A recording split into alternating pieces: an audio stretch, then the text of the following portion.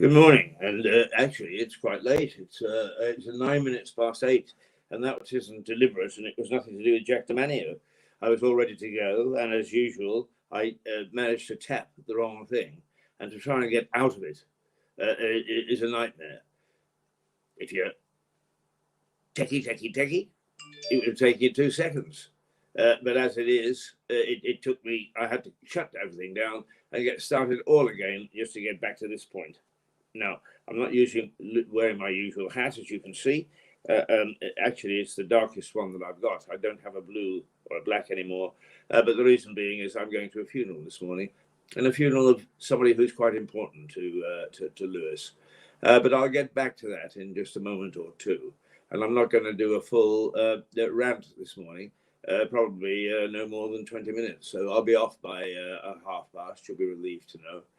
But let me take you through the newspaper headlines first, just to see what we're going to do. Is 1.2 million more face a 40p tax, and prisoner Djokovic. The Daily Express: the cost of living squeeze will hit over 65s the hardest.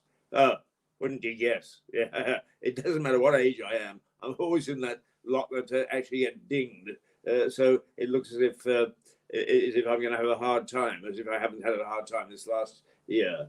The squeeze is on household budgets. The Daily Express says the rising costs of living will hit the over 65s hardest. I'm quite sure that's right. But thank goodness for my days when I used to broadcast outside near Cafe Nero on the high street at 5:30 in the morning. The cap that I used so that people could throw money into it, I've still got. So if you see me outside Cafe Nero at 5:30 in the morning, it's a return to the old days, just so that we can raise some money because of the cost of living. The Telegraph: 1 million to be pulled into a higher rate of tax. Why, it's going to cost me more. Is if I make any money, is that they're going to take another 20% off me from my tax. So things aren't going to get any better. The only thing is that as I get older, is I suppose that really, in some ways, if I peg it, it's stuff the Inland Revenue. They can make all the rules they want, but I'll be beyond caring, I suppose. Now, I'm making a slight joke of that because I'm off to a funeral today, and at our age, it is always not nice to see those people that you've worked with or they're falling off the roofs. And I will get back to that in a minute. The Daily Mail: the Prime Minister: vandals can't change our history. And he's talking about the people that pull down statues and so on. And he's absolutely right. They're outrageous and they're stupid. They are vacant in their mind. All they do is they get something stuck in their mind and they go after it, and they're obsessed. And they don't think of the wider picture. Children who don't know about the past of slavery and how these people amassed fortunes and what they did with their fortunes, if they don't know, then they can't react and they can't put it into context, and they'll make the same mistakes again. Want to believe me? No, don't. But the Greek philosophers who experienced this way back before Christ wrote about it and said exactly that: the breakdown of various forms of governance and what happens afterwards. So if we're not careful, we're going to breed a whole new generation who don't understand what the hell it's all about. They will actually descend into anarchy, and then they'll be taken over by the bloody same lot that think they can pull down statues and tell us how to think. Yeah, can you imagine living under that? Don't imagine it. Just talk to people. Talk to people from the Balkans. Talk to the people from Eastern Europe. Talk to people from the CIS. Talk to people from the South Caucasus. Talk to people from Eurasia, where Kazakhstan is having its problems at the moment. Just talk to them and find out, doing the sort of thing that we're experiencing at the moment and allowing them to get away with it, is what actually the long-term results are. You don't need any more examples than just looking there. And at least Boris has got that right. The Metro: prisoner cell D Jock H. Oh, right. Well, he's on about Djokovic, the Serbian tennis player that's been banned from playing in Australia. I understand this basically because he won't take the jab. He's a bit of a controversial figure. But, I don't want normal people walking across the world stage. I want people who are unusual, who are willing to take risks, who challenge the status quo. Those are the people that lead us. The others just sit there and acquiesce to all sorts of silly things, the way that we're acquiescing at the moment. No, Boris isn't normal. But if I'm going to choose a leader, and I had him and Keir Starmer, I would actually choose Boris, despite all his faults and so on, simply because he is different and he's colourful. Starmer is ordinary and seems to have no charisma whatsoever. Okay, you can say, Keith, is that how you choose your leaders? Well, yes, actually, because they are daring enough to get around them people that will implement their way of thinking or help them challenge the status quo. Now, Boris has done exactly the opposite. I agree with you. There's no indication that anybody else, and for that matter, the leaders around the world, Joe Biden is having his own problems. The only other leaders that seem to be flourishing are Putin and Xi in China and Russia, where there's nobody. They don't have an opposition as such. They don't have people. They don't even have freedom of speech, as we understand it. So yes, Djokovic. If I was in Australia, I would say, come in and welcome, you bloody idiot. Second, Maxwell Durer was abused. Oh gosh, the Times is off on something to do with the trial, and it's saying that a juror in the trial of Ghislaine Maxwell was abused, but how? It was that the second juror in the trial of Ghislaine Maxwell has said they were a victim of abuse earlier in their life. As an inquiry continues into the validity of the guilty verdicts. Oh, right. Okay. Now they're examining the jurors and seeing what they can confess to, which would show that they were biased. Oh, that system, it stinks too. Everything stinks. Mirror. Desperate Andrew's 17 million ski chalet sale. The Queen apparently has been paying for some of his expensive lawyers in his defense of being mixed up in this paedophile thing. Not that there's any suggestion he's a paedophile as such, but that he did have sex with a girl has claimed that he had sex with her when she was under 17. And so now he's having to sell some of his assets to pay for his legal aid. The Sun. Piers troll arrested over death threats. A person has been arrested on suspicion of issuing online threats to TV personality Piers Morgan. Oh, come on. I get them every day. I get threats of one sort or another every day. And abuse and so on. So you can't take it. Don't put your head over the parapet. The Sun is just getting silly. And for that matter, is society. God's sake, squash the little bugs. The Financial Times. Biden fears threat to democracy 1 year on from the Capitol assault. All right. Now they're making a bit. What's happened essentially is that the Democrats have woken up to the fact that Trump may have a go at the White House again in 3 years' time. And it takes that long to put together a campaign. And now they're really beginning to get frightened because it seems he's got some support. Well, okay, perhaps we should all be frightened. But the fact of the matter is innuendo and yelling and the assassination of character has become so much a part of American politics that they're starting already. And it's going to get very boring, believe me. It's very boring. And Biden is by no means a spectacular or special person. He's a good, old, solid American politician. The people said in the last election before that, the election before this last one, is they wanted to get rid of the Republican and Democratic form of politics. Well, they didn't. It's all come roaring back, and now they're going to pay for it. The Daily Star, the Boff's fear for space travelers' eyesight. They should have gone to Specsavers, says the Star's headline. All right. The fears that extensive time in space could be reducing astronauts' eyesight. Across a mock-up of fictional Star Trek character Dr. Spock, or Mr. Spock, sorry, as they say, Specsavers, go to Specsavers once you've been traveling in space. Oh, well, that's a bit of fun. But the rest of it is all pretty serious one way or another. But it's Friday, and I want to talk about something else. And let's see if we've got a comment. No, it's very interesting that each morning we get people tuning in where Cyrillic is the language, and that could be Serbia, it could be Ukraine, it could be Ukraine. I think Ukraine actually uses Arabic. It could be Russia. It could be a number of places where the Cyrillic alphabet is used.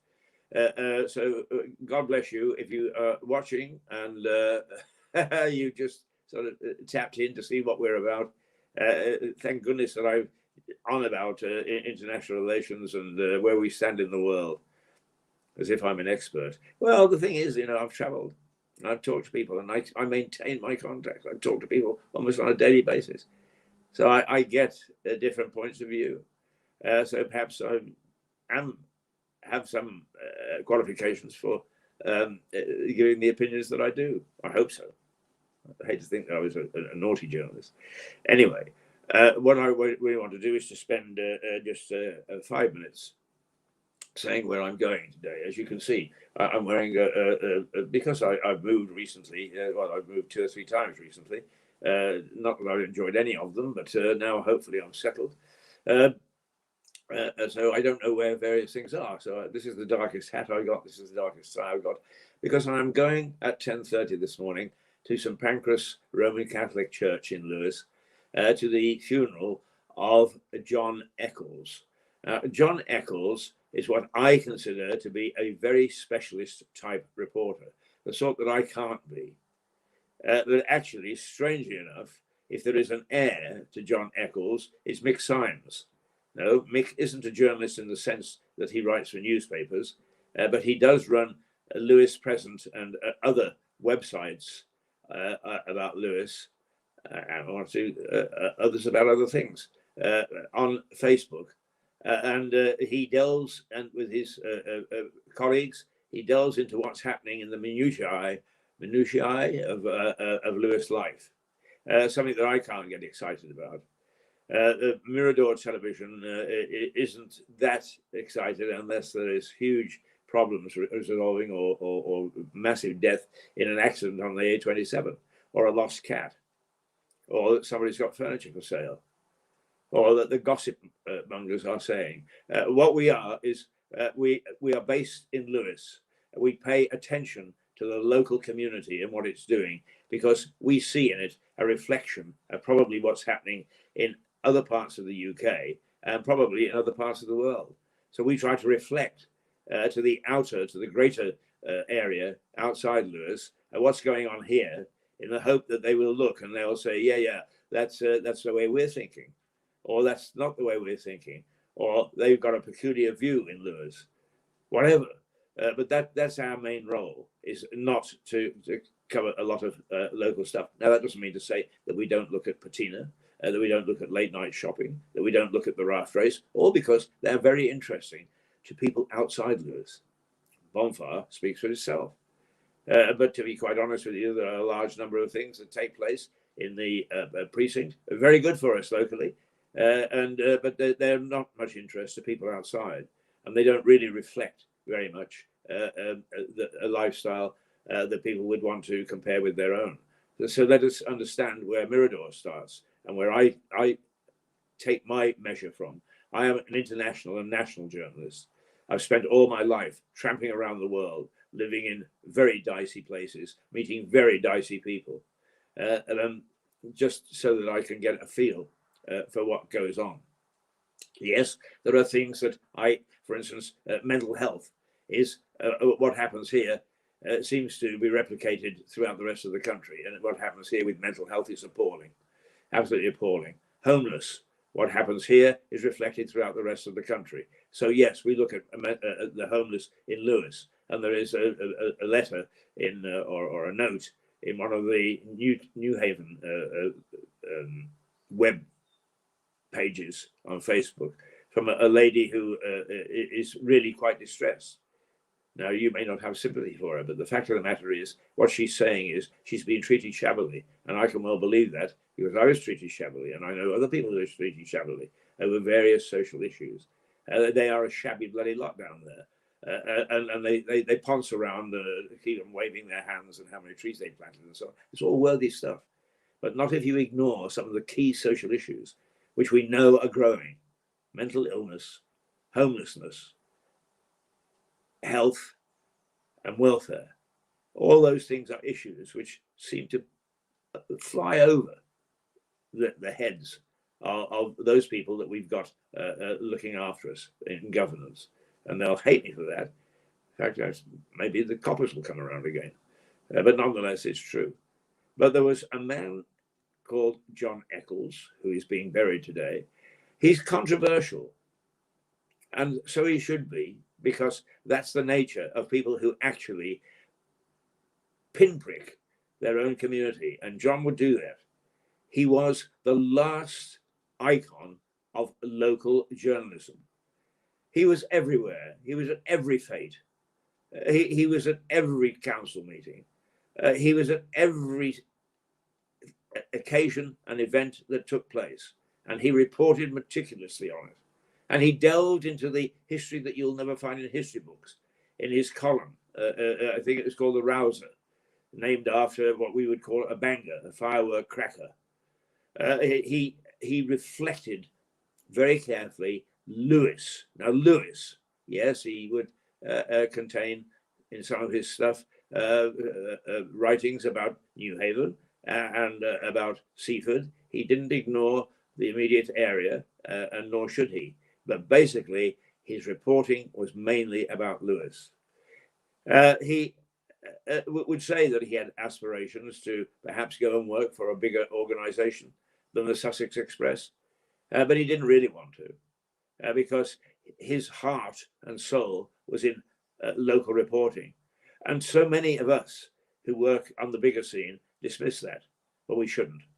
First of all, Harvard University have done a very, very deep study to show that if you don't have people like John Eccles, and if you don't have local media, and if you don't have the Mick Symes of this world, then what happens is that the local government goes mad. Council taxes rise. Effectiveness goes rapidly downhill. Sound like a picture that's painted here? Yes. And that's the sort of thing that Eccles would look at. You can walk into a pub and you will hear them controversially talking about Eccles.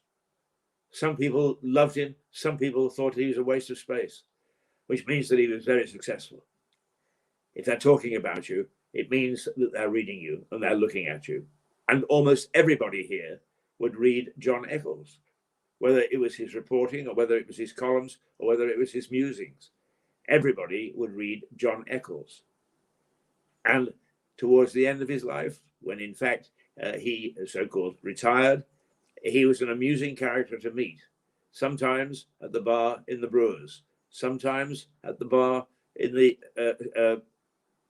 Gardeners, and in his later days, because it was close to where he lived, the bar in the Snowdrop. And he good journalists, actually, that's where they get their stuff, is from the bars.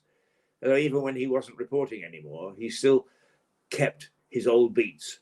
And to go in and try and do a crossword with him was absolutely amazing. Because if he couldn't guess the clue, what he did was he found a word with the right number of letters and he would pencil it in, and then couldn't understand why it was so difficult to find some of the other words. I watched Kathy, the hostess, if you want to call it that, the owner, part owner of the Brewers, try to help him because she's a pretty smart cookie.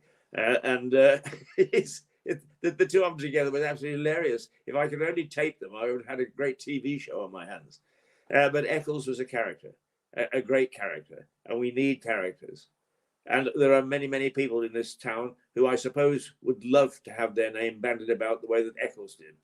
So I don't care whether you were a detractor or whether you were a supporter. The fact is that that man did a remarkable job as a local reporter. And they're disappearing in this country at a great rate of knots. The genre is safe to some extent in North America for the simple reason that a lot of their major cities are really little villages. They're little towns. They don't want to know and could care less what's happening in the city 200 miles away or in the country just north of their border, Canada. They don't want to know. And so they're reporters in many ways, even though they would say that they're great news reporters and so on and so forth, they pat themselves on the back, they're not. They're local reporters. So the genre there is safe. Here, it's disappearing because local media is disappearing. And if there's anything that we should try to reverse, that's what we should be doing. So I give full, well, actually, isn't it interesting that I think one of the Bonfire Societies, perhaps it is Cliff, I don't know, lampooned Mick Symes, who is heavily involved in Bonfire. But I know that Mick actually sees that as a badge of honor, and I see it as a badge of honor for him too. Because if you stir up people enough to care about what you're doing, then you're providing some sort of service to the community. And that's what a local journalist did, and that's what John Eccles did. And I shall stand in some awe and some respect at 10:30 this morning when John Eccles is laid to rest. So if you see a gang of people at around 10:30 at St. Pancras Roman Catholic Church, which is at the end of the bottleneck, almost opposite St. Anne's Church of England, then you'll know what it's about.